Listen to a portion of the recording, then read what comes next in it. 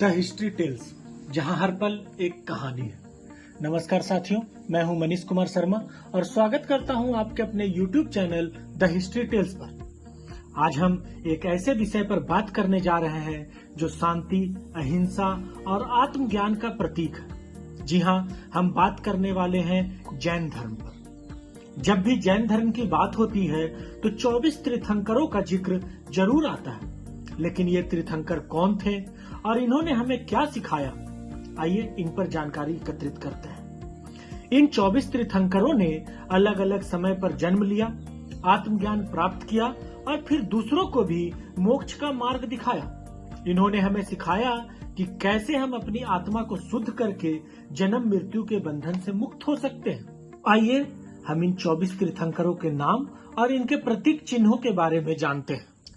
सबसे पहले तीर्थंकर और जैन धर्म के संस्थापक ऋषभदेव। इनका प्रतीक चिन्ह वृषभ या सांड था।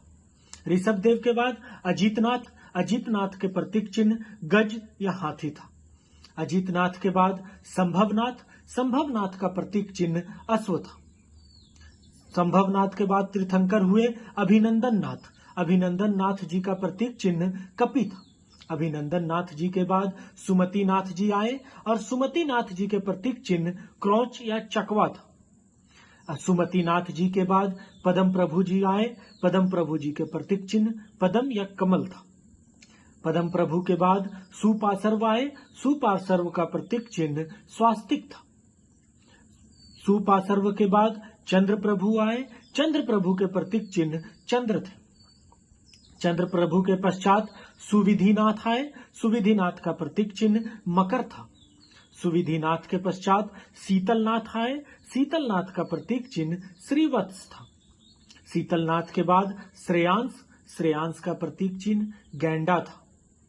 श्रेयांश के बाद वासुपूज्य।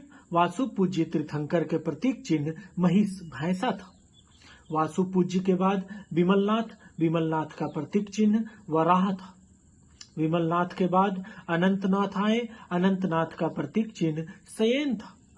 अनंतनाथ के पश्चात तीर्थंकर आए धर्मनाथ।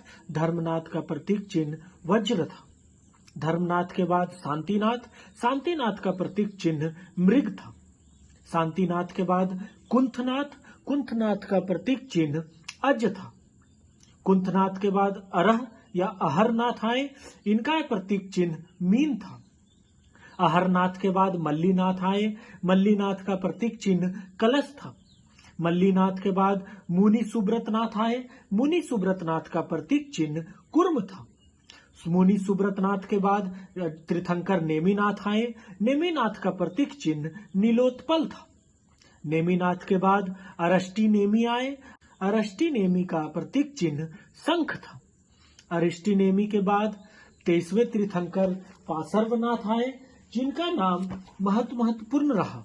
इन्होंने 4 महाव्रत दिए: अहिंसा, किसी को चोट न पहुंचाना; सत्य, हमेशा सच बोलना; आस्तेय, चोरी न करना; और अपरिग्रह, आवश्यकता से अधिक चीजें इकट्ठा न करना। ये सिद्धांत आज भी हमारे जीवन में बहुत मायने रखते हैं। और फिर आते हैं 24वें और अंतिम तीर्थंकर भगवान महावीर। इन्होंने पार्श्वनाथ के 4 महाव्रतों को 5वां महाव्रत ब्रह्मचर्य, इंद्रियों पर नियंत्रण को जोड़ा। महावीर ने त्याग, तपस्या और अहिंसा का अद्भुत उदाहरण पेश किया, इसलिए इन्हें जैन धर्म का वास्तविक संस्थापक कहा गया है। तो साथियों, ये थे हमारे जैन धर्म के 24 तीर्थंकर। इन्होंने हमें यह सिखाया कि हमारी आत्मा में असीम शक्ति है।